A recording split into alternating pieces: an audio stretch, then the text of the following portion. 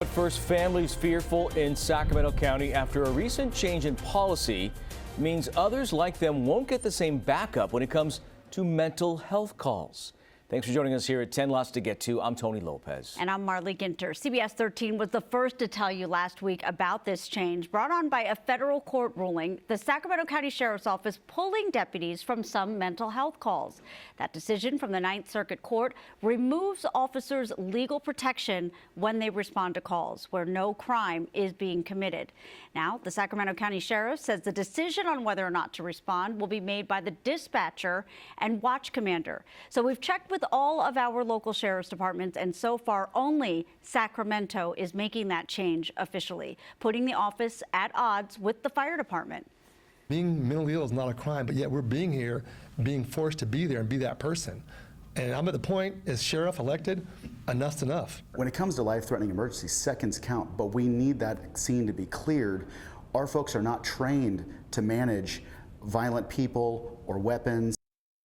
So we have stayed the lead on this story, and tonight we are hearing from families who've called 911 for help. Your reporter covering Sacramento County, Madison Keevy, is here. She has their first reaction to the policy change and why they say, Madison, other families will be impacted by the gaps. Right, and we start here with Michael. His family is one of several we've heard from since our first story last week detailing this policy change. His parents have called 911 many times for their son who has mental illness, and they're grateful to the deputies who they say helped the situation. But now they're worried the next family who calls won't get the support they so desperately need.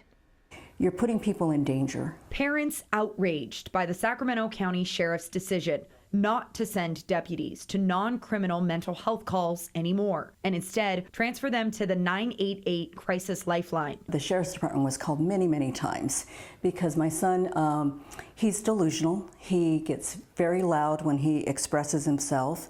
He believes a lot of different things. The Burdick's son, Michael, is homeless, living on the streets in Rancho Cordova. But there was a time when he lived with his grandparents and would make threats. Diana tells me the only way her son would calm down is when a deputy got there. It can go both ways, I believe, but in our case, it definitely de-escalated. It helped. We deal with crime, not mental health crises. In his first public comments since the policy went into effect, Sheriff Jim Cooper said he changed the department's response to protect his deputies, who can now be sued individually thanks to a federal court ruling. We're trained in de-escalation. We do that, but you're dealing with someone mentally ill.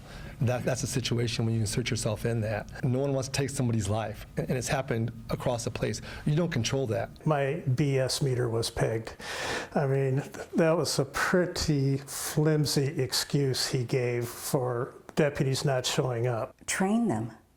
I mean, when he says that they don't know how to handle the situation, my God, just give them the proper tools and train them. Families like the Burdicks worry about gaps in mental health support countywide. In a statement, Sacramento County spokesperson told CBS 13 they're reviewing the policy and determining what gaps in response it creates and how existing services may shift their response as a result. They're not prepared. They're not ready.